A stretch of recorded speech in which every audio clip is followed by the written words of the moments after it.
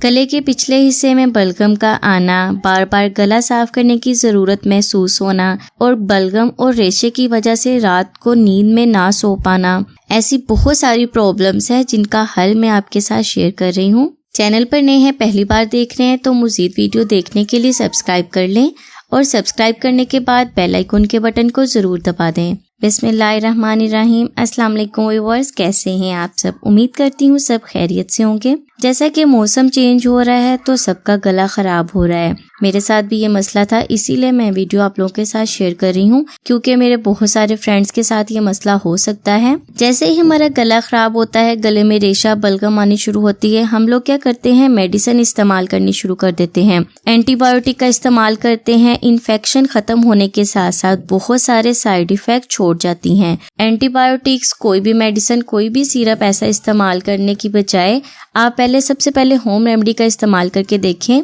ये सारी एंटीबायोटिक्स जो भी हम लोग यूज़ कर रहे हैं अपने गले को ठीक करने के लिए, ये आपके गले को ज़्यादा नुकसान पहुंचाती हैं। ये सारी एंटीबायोटिक्स बाद में सर दर्द, बहती हुई नाक, सोजिश की वजह बनते हैं।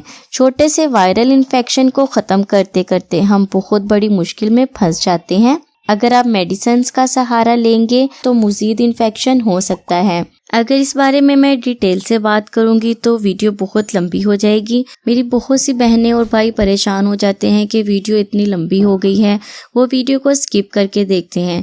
वीडियो को स्किप करके ना देखें, जो भी बात मैं आपको बता रही हूँ वो आपके फ़ायदे के लिए ही हो रही है इस वीडियो में। अगर आपको कोई मसला है तो आप वीडियो छोड़कर जा सकते हैं। अब बात कर लेते हैं कि हमें रात को नींद क्यों नहीं आती। जब गले में रेशा और बलगम फंस जाता है ना, तो लेटते हुए हमारी सांस की नालियों में आता है, हमारे गले में खराश शुरू होती है जिसकी वजह से हमें नींद नहीं आती। सबसे पहले हम बात कर लेते हैं गरारे करने की। नीम गर्म पानी के साथ हम गरारे करते हैं। 1 कप हम लेंगे नीम गर्म पानी का और उसमें आधा चम्मच हम नमक डाल देंगे। नमक में जरासीम मारने की सलाहियत पाई जाती है। नमक वाले पानी से गरारे करने से आपका गला साफ होगा। गले के अंदर जो रेशा और बलगम फंसी हुई है ना, वो निकलनी शुरू हो जाएगी। आपने करना ये है 30 सेकंड के लिए आपने अपने गले में ना ये नमक वाला पानी रखना है ताकि जो जरासीम है ना वो खत्म हो।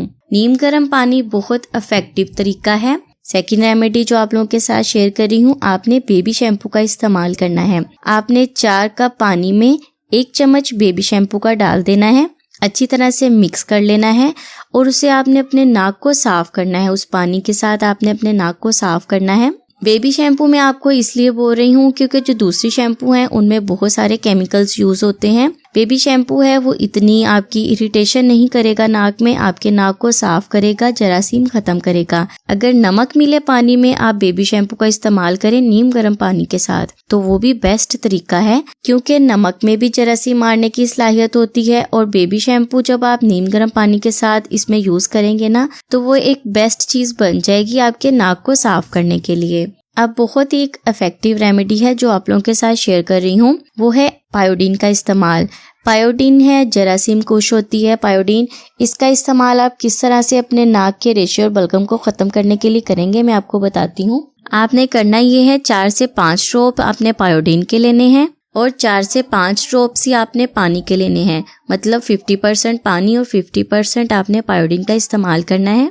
अब आपने करना ये है, आपने कॉटन बड्स का इस्तेमाल करना है। ऐसे कि कॉटन बड्स आपने इसे अपने नाक को साफ करना है, पानी में आपने डिप करना है, पायोडीन वाले पानी में। पायोडीन वाले पानी में ऐसे डिप करके आपने इसे अपने नाक को साफ करना है। माहौलियाती आलूदगी की वजह से भी गला खराब होता है, गले में रेशा बलगम आता है। जब आपका नाक साफ होगा ना तो आप खुद देखेंगे कि आपके बहुत सारे जरासीम खत्म हो गए हैं गले से। नाक के जो नथनों में ना उसमें अच्छी तरह से आपने लगाना है। अच्छी तरह से आप लगाएंगे ना तो आपका नाक साफ होगा। अच्छा, इसमें पानी मिक्स करने का मकसद पता है क्या है? जलन नहीं होगी, आपको इरिटेशन नहीं होगी। पायोडीन की वजह से आपके नाक में जलन नहीं होगी, किसी भी किस्म की खारिश या इरिटेशन महसूस नहीं होगी आपको। तो फ्रेंड्स, बहुत ही यूजफुल रेमेडी है जो मैंने आप लोगों के साथ शेयर की है।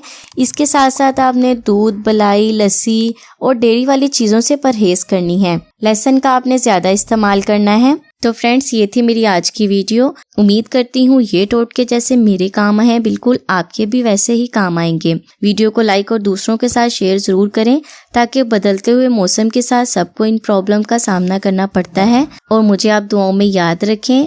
अल्लाह हाफिज।